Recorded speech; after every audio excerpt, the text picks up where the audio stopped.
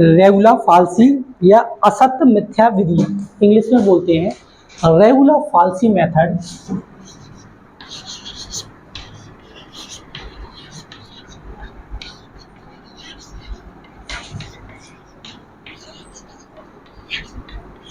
रेगुला फाल्सी method या हिंदी में बोलते हैं असत्य मिथ्या विधि, या इसका दूसरा नाम है फॉल्स पोजीशन मेथड।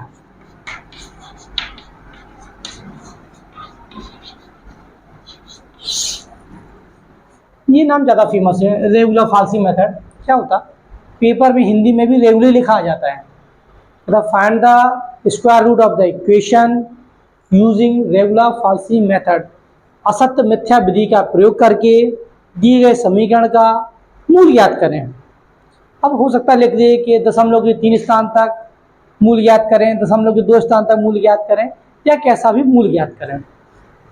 तो केवल और केवल इसका एक इम्पोर्टेंट है फॉर्मूला। अगर फॉर्मूला आपसे बनता है तो प्रोसीजर वही है जो हमने बाइसेक्शन मेथड में किया था। 1 टाइम निकाला, 2 टाइम निकाला, 3 टाइम निकाला, 4 टाइम निकाला। कब तक निकालते हैं? जब तक कि दो लगातार मान मैच ना हो गए, x2 x3 से मैच हो जाए, या x5 x6 से मैच हो जाए, x10 x11 से मैच हो जाए। जब दो रेगुलर मान, कॉन्सिक्यूटिवली मान, लगातार मान मैच हो जाएंगे, वहाँ हमारा रूट कहलाएगा। अब अगर कह रहे हैं दशमलव 2 स्थान था तो 2 स्थान मैच कराएंगे, 3 क्या है 3 स्थान मैच कराएंगे। तो इम्पोर्टेंट क्या फॉर्मूला है, कॉन्सेप्ट वही है, टोटल वही वेज चलना है, इटरेशन बढ़ना है। जितनी बार पुनरावृत्ति कर पाए उतनी बार पुनरावृत्ति करेंगे और उसका मान एक क्लियर मान निकालेंगे। देखो फॉर्मूला क्या है, फॉर्मूले में ले लें हम x2 equal to x0 minus x1 minus x0 upon fx1 minus fx0 multiply fx0। ठीक है, थोड़ा सा बस चेंज है। अगर इसी को चाहते हम यहाँ x1 लेते तो फिर यहाँ x1 लेना होता, और कोई चेंज नहीं है। ठीक है, ज़्यादा फर्क पड़ने वाला नहीं है। यहाँ पे x0 ले रहे हैं तो यहाँ पे x0 ले रहे हैं। ये क्या है, रेगुलर फाल्सी मेथड है। जब हम इस मेथड को बढ़ाएंगे, मतलब x2 से x3 के लिए जाएंगे, x4 के लिए जाएंगे, x5 के लिए जाएंगे, तो क्या करें, इनका मान बदल लेंगे अपने मन से। जो नई वैल्यू आएगी फिर से हम उसको x1 x0 ही मान के चले, केवल यहाँ मान बढ़ाते जाए। कहने का मतलब एक बार आपने अप्लाई किया मेथड, अब आपके x0 x1 के मान तो फिक्स हो गए।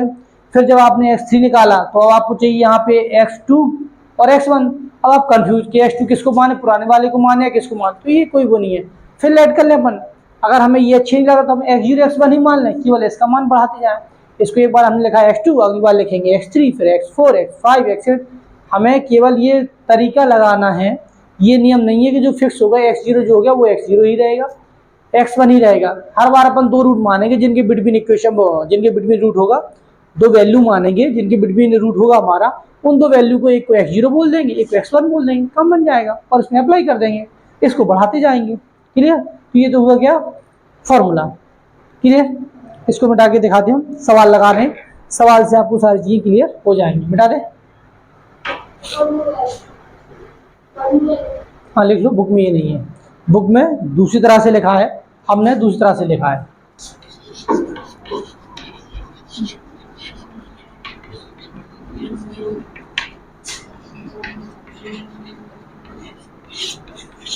बोलो कोई क्वेश्चन, जो भी क्वेश्चन इंपोर्टेंट सा अच्छा लग रहा हो तो बोल दो।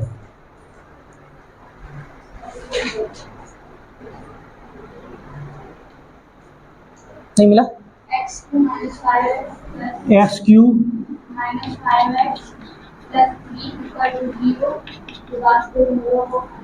कह रहा है equation x cube minus 5x plus c बराबर 0, इसका मान निकालिए, इसका रूट निकालिए, find the root of the equation using regular falsi method.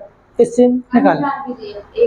अंतराल एक और दिया है, मान लो हमें नहीं दिया, हम मान चले हमें नहीं दिया, कोई फर्क पड़ने वाला नहीं है। हम मान के चले हमें नहीं दिया, लेट किया हमने इसको। fx equal to x q minus, हमने यहाँ वैल्यू रखी, x इक्वल टू क्या रखे 1, कितना मिला 1 माइनस 5 प्लस 3, कितने आ रहा बेटा, यहाँ ध्यान देना, माइनस कैसी वैल्यू है? फिर 2 पे चेक किया, कितना आया? 2 की पावर 3 मतलब 8 माइनस 10 प्लस 3, 8 3 11 प्लस का वैल्यू कैसी है? जहाँ वैल्यू नेगेटिव पॉजिटिव मिली तो क्या हो गया? F1 and F less than, क्योंकि नेगेटिव है रूट किसके बिटवीन हो गया? 1 एंड,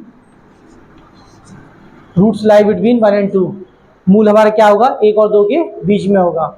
1 और 2 के बीच में होगा तो हमने क्या कर लिया? उसको लेट कर लिया।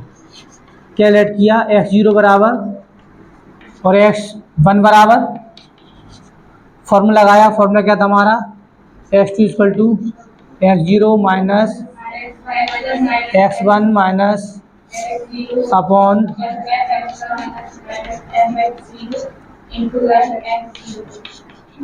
सारी वैल्यू रखी हमने। x2 बराबर x1 की, x0 की वैल्यू कितनी है? देखो जरा, x0 की वैल्यू 1 माइनस x1 की वैल्यू माइनस x0 की वैल्यू, x0 की वैल्यू बेटा अपॉन fx1 की वैल्यू।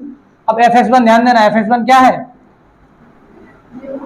fx1 क्या है बेटा? 1 का मान 2 है, तो fx1 का मान कितना आया होगा? प्लस का 1। दिख रहा है ना सभी को? प्लस का 1, फिर माइनस लगा हुआ है, फिर fx0 का मान कितना आया? माइनस का 1, और माइनस ऑलरेडी लगा तो माइनस माइनस, और मल्टीप्लाई क्या लिखा है? fx0 का मान -1, कितना बचा? 1 माइनस 1 अपॉन 2 मल्टीप्लाई माइनस, तो माइनस माइनस जा प्लस हो गए, और 1/2, तो 1/2 का मतलब 0.5। तो हमारी वैल्यू क्या आ गई? x2 इक्वल टू 1.5 और कुछ नहीं तो 0 मान लो, 0.2 स्थान तक आफ्टर डेसिमल 2 डिजिट। तो x2 का मान क्या आ गया? 1.50। अब ये मान रखते हैं हम इक्वेशन में, चेक करते हैं पॉजिटिव है नेगेटिव। फिर रखा हमने f 1.5 इसका टू कितना आया?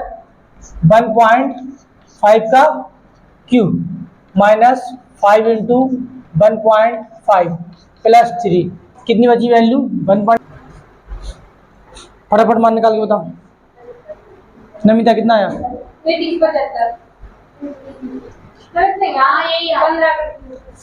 3.375 माइनस 15 प्लस 3, कितने आया आंसर?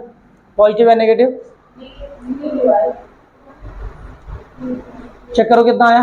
वैल्यू भी चाहिए हमें, नेगेटिव पॉजिटिव नहीं, वैल्यू भी चाहिए। वैल्यू कितनी आई? -1.125। गुड, -1.125। कैसी वैल्यू आई? नेगेटिव। जब ये नेगेटिव तो पॉजिटिव कहाँ मिली? पॉजिटिव 2 पे मिली थी। क्या हो गया?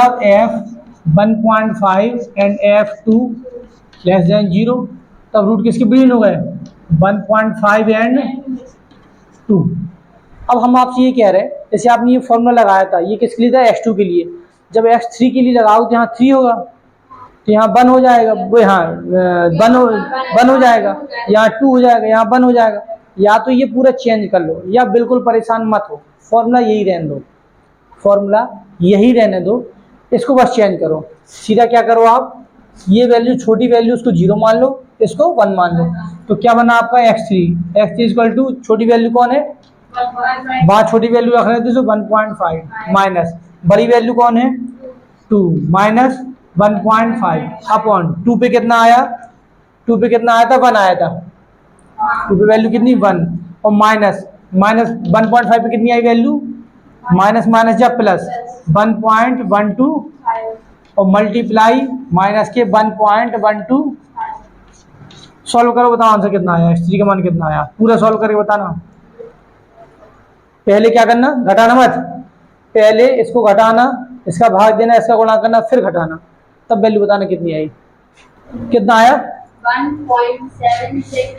1.764। ठीक है, अब 1.76 से मतलब है। मैच कराओ, क्या x2 से मैच कर गया? आप देखिए पिछला मान था हमारा x2 कितना आया था? 1.5, 1.7 मतलब अभी कितना? 0.26 की एरर है। एक बार और करेंगे तो और कम हो जाएगी, तो हम करें, आप कर लेंगे। अब क्या करोगे आप? अब निकालोगे मान किसका? f 1.76, तो क्या लिखोगे? 1.76 का क्यूब माइनस 5 इंटू 1.76 प्लस का 3, यहाँ से एक वैल्यू आएगी पॉजिटिव या नेगेटिव। अगर नेगेटिव आएगी तो पॉजिटिव देखोगे पॉजिटिव 2 पे आई है, और अगर पॉजिटिव आएगी तो नेगेटिव देखोगे नेगेटिव 1.5 पे आई है। दोनों प्लस करके पूरे मान रखोगे तो इसके नियरेस्ट आ जाएगी। इस तरह से इटरेशन, पुनरावृत्ति, पुनरावृत्ति क्या बोलते हैं, इटरेशन करते जाओगे, एक टाइम आएगा ऐसी इटरेशन आएंगी, ऐसे मान आएंगे कि लगभग या बराबर हो जाएंगे, दो स्थान तो पूरे मैच कर जाएंगे। 1.87 1.87 हो सकता है 1.875 हो, एक में 1.879 हो, इससे फर्क नहीं पड़ता। आफ्टर डेसिमल 2 डिजिट मिल जाएंगे, अपना काम खत्म हो गया, रेगुलर फाल्सी मेथड कंप्लीट हो जाएगा। सारे मेथड का फंडा वही है कि हमें रिपीटेशन करना है, बार बार करना है, एक बार मेथड पता चल जाए रिपीटेशन करना है। क्लियर? ये था आपका रेगुलर फाल्सी मेथड, उसका विथ एग्जाम्पल कितना लगाएं उसके बाद फिर देखो।